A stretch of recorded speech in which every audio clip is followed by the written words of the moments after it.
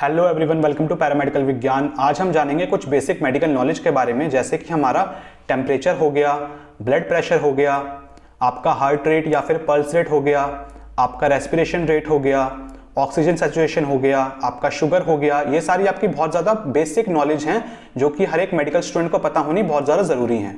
तो इन सबको हम आज के लेक्चर में अच्छे से समझेंगे। तो अगर आप चैनल पर पहली बार आया तो चैनल को सब्सक्राइब ज़रूर करना। सबसे पहले हम देखेंगे टेम्परेचर। तो टेम्परेचर देखिए, जिसको हम फीवर भी बोलते हैं। तो जब भी आपकी तबीयत खराब होती होगी या फिर किसी और की होती होगी तो आप हमेशा उसके माथे पे हाथ लगा के या फिर गर्दन पे हाथ लगा के चेक करते हैं कि उसको फीवर हो रहा है कि नहीं हो रहा है। तो टेम्परेचर होता क्या है? टेम्परेचर वो हीट होता है, वो डिग्री ऑफ हीट होती है जो कि हमारी बॉडी मेंटेन करके रखती है, उसको हम बोलते हैं टेम्परेचर या फिर फीवर। नॉर्मल कितना होता है हमारा टेम्परेचर?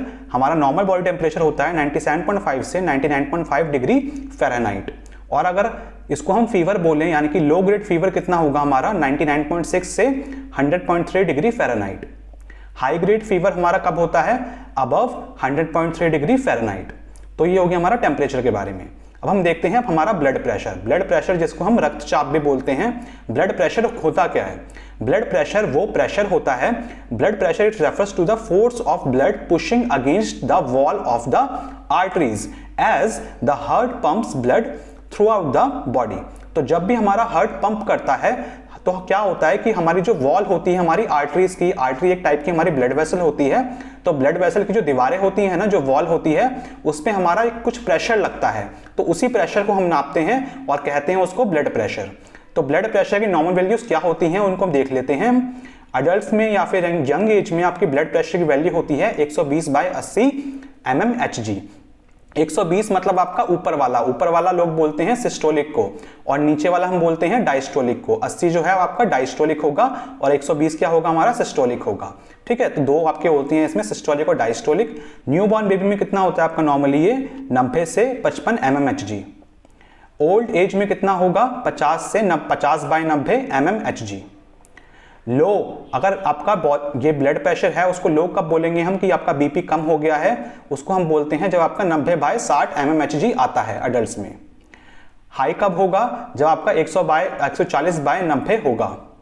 और वेरी हाई कब बोलेंगे हम? जब आपका 150/90 होगा या फिर उससे ज्यादा होगा। तो आपका बीपी बहुत ज्यादा हाई आपका माना जाता है और इस केस में पेशेंट को एडमिट भी कर लेते हैं कई बार हॉस्पिटल में, depend on patient condition. Heart rate की बात करते हैं। हार्ट रेट या फिर पल्स रेट भी कहते हैं इसको हम। हार्ट रेट क्या होता है कि आपका जो हार्ट है, आपका ये हार्ट आपका धड़क रहा है ना, तो आपका हार्ट 1 मिनट में कितनी बार धड़कता है उसको हम बोलते हैं हार्ट रेट। नॉर्मल आपका हार्ट रेट कितना होता है? 60 से 90 BPM, मतलब कि बीट्स पर मिनट, यानी कि 60 से 90 बार आपका जो हार्ट होगा वो आपका नॉर्मली धड़कता है। और नॉर्मली आपका कितना होता है? वैसे 72 बोलते हैं हम कि 72 बीट्स पर मिनट होता है। ठीक है, लेकिन 60 से 90 के बीच में आपका नॉर्मली माना जाता है। अब इसको हम हाई कब बोलेंगे? जब आपका दिल जो होगा वो धड़कना चालू हो जाएगा 90 से ज्यादा, यानी कि 90 से 120 तक अगर आपका दिल धड़केगा तो उसको हम हाई हार्ट रेट बोलते हैं या फिर हाई पल्स रेट बोलते हैं। और आपका लो कब माना जाएगा? जब आपका 60 से कम हो जाएगा, यानी कि 40 से 60 को क्या बोलेंगे हम? आपका लो हार्ट रेट या फिर पल्स रेट लो बोलेंगे। इसके बाद आता है हमारा रेस्पिरेशन रेट। रेस्पिरेशन रेट आपका हार्ट रेट के जैसा ही होता है, जैसे कि उसमें देखा था हमने कि हमारा हार्ट कितनी बार धड़क रहा है 1 मिनट के अंदर, ऐसे ही हमारा रेस्पिरेशन रेट में हम देखते हैं कि हमारा कितनी बार आपका हम सांस ले पा रहे हैं 1 मिनट के अंदर। रेस्पिरेशन रेट को हम ब्रीथिंग रेट भी बोलते हैं। It refers to the number of breath a person takes per minute, यानी कि 1 मिनट के अंदर आप कितनी बार सांस ले रहे हैं। ठीक है, तो ऑक्सीजन आ रही है, ऑक्सीजन जा रही है, तो कितनी बार आप सांस ले पा रहे हैं 1 मिनट के अंदर। तो आपकी नॉर्मल कितनी होती है एडल्ट्स में? आपकी होती है 12 से 18 बीट्स पर मिनट। न्यूबॉर्न बेबी में कितना होता है आपका? ये 30 से 40 बीट्स पर मिनट। और आपके इन्फेंट में कितना होता है? 30 से 60 बीट्स पर मिनट। ओके, इसके बाद हम देखते हैं ऑक्सीजन सैचुरेशन। तो जब भी आप डॉक्टर के पास जाते होंगे तो आप देखते होंगे डॉक्टर आपके उंगली पे कुछ इस तरह का डिवाइस लगा देते हैं। इस डिवाइस को हम बोलते हैं पल्स ऑक्सीमीटर। इससे हम क्या करते हैं? ऑक्सीजन की सैचुरेशन देखते हैं। ऑक्सीजन सैचुरेशन का क्या मतलब होता है कि आपकी जो बॉडी है, आपका जो बॉडी में ब्लड है, उसने आपका कितना % ब्लड ने आपकी ऑक्सीजन कैरी कर रखी है।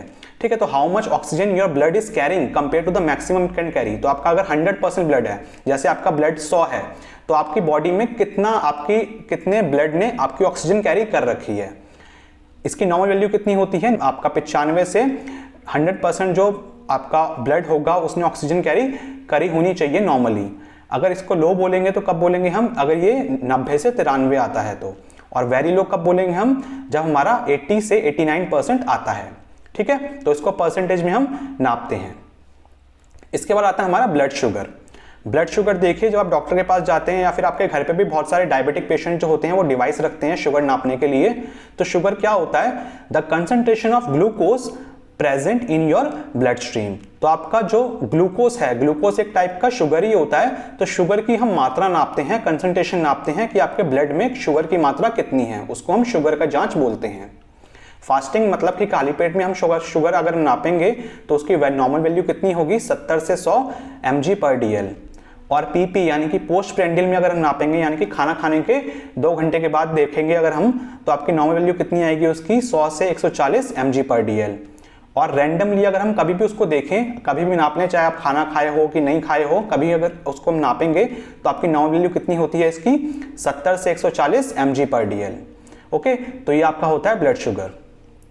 So that's it for today's video guys. अगर आपको वीडियो अच्छी लगी हो तो वीडियो को लाइक करना, और अगर आप चैनल पे पहली बार आया तो चैनल को सब्सक्राइब जरूर करना। मिलते हैं हम बहुत जल्दी नेक्स्ट वीडियो में, तब तक के लिए बाय बाय।